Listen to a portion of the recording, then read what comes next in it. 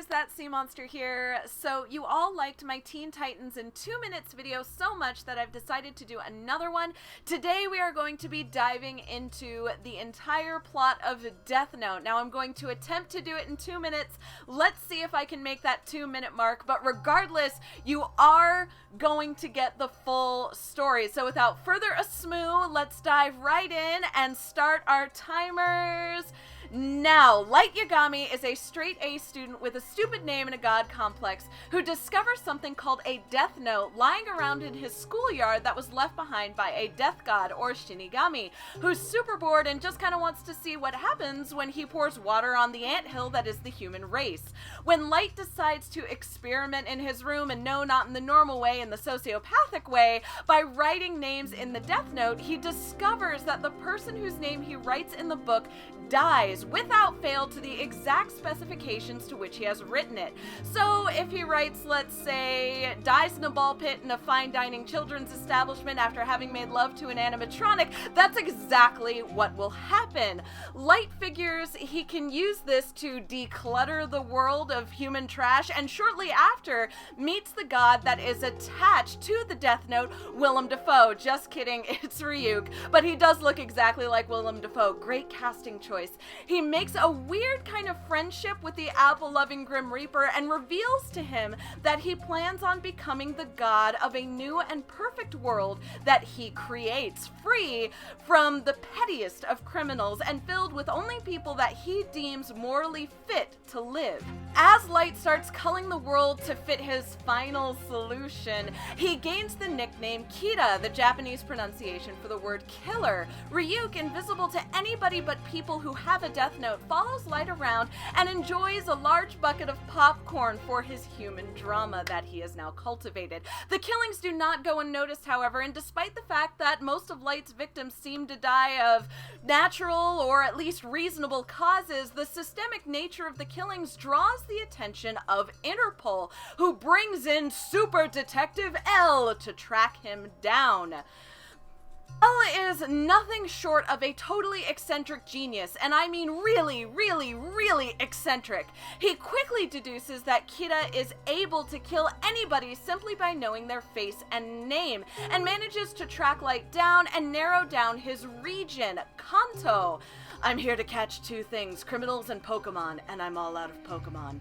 L makes a task force for the local police, the chief of which is Light's own father, Soichiro. Light secures his own Death Note, and the game of cat and mouse between the two begins. Light graduates high school and goes to college, and his genius and tenacity wind him up in the task force that is designed to track down himself.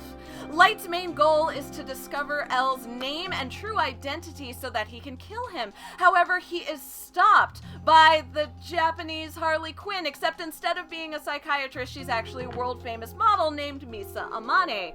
Misa has her own Death Note and matching Shinigami, Rem, and quickly figures out that Light is Kira. She pledges herself to him as his pawn, and her infatuation and love for him causes a lot more problems than it actually solves.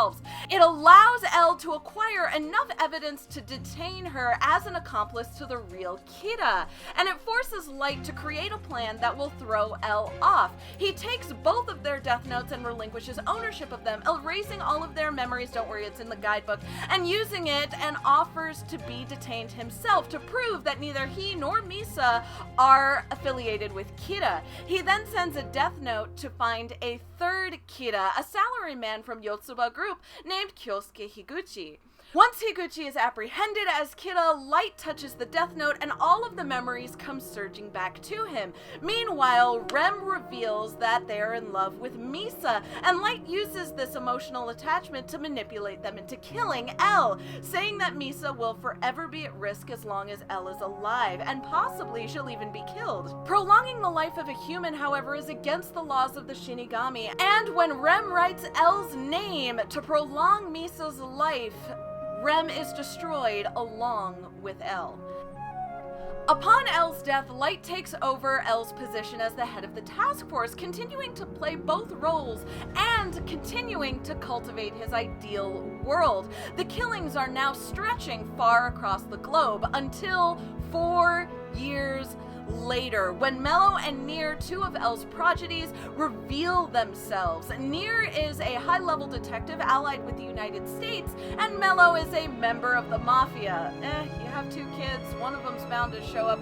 Both know that everything the task force does up to this point, along with their own discoveries, where he discovers that the only possible suspect for the actual Kida would have to be on the task force. To push the heat off of himself, Light takes Misa's death note and chooses another Kida, in the form of a prosecutor, Teru Mikami. This spreads to another supporter chosen specifically by Mikami, a newscaster designed to spread the word of Kida named Kyomi. Seeing the connection instantly, Mello kidnaps Kyomi and she kills him, shortly after she is killed by Light. But the result of the kidnapping does allow Nier to capture both Light and Mikami, who are then detained for questioning. While attempting to get a confession out of Light, Light desperately reveals himself in one last attempt to use the Death Note. He takes a scrap of Death Note that he saved inside his watch and tries to write the names of everyone in the room in his own blood. However, he is quickly discovered in this attempt and is shot by his own investigators. Desperately, Light scrambles. There's only one person waiting for him there, though, and that is Ryuk. All of Light's allies gone, everyone killed. He is totally abandoned. There is no one but him and the Death God waiting. As he's bleeding out, Light desperately pleads with the Death God, asking what is waiting for him beyond the grave. Ryuk's face simply grins at him, seeing that his human drama finally reaching its conclusion. Ryuk picks up the Death Note that once belonged to him and writes Light's name inside. Well, there we have it, you guys. That is the entire plot of Death Note, start to finish. I do fully think that you should read this and pick this up. I don't know if we got anywhere close to the 2 minutes, but that is as fast as I can explain it to you guys. I hope you enjoyed this summary of that plot. If you like this series and you want to see more, please leave a comment below, or if you just have an opinion or want to say hi, I would love to hear it from you as well. That's all for today, and I will see you guys in the next book. Bye-bye.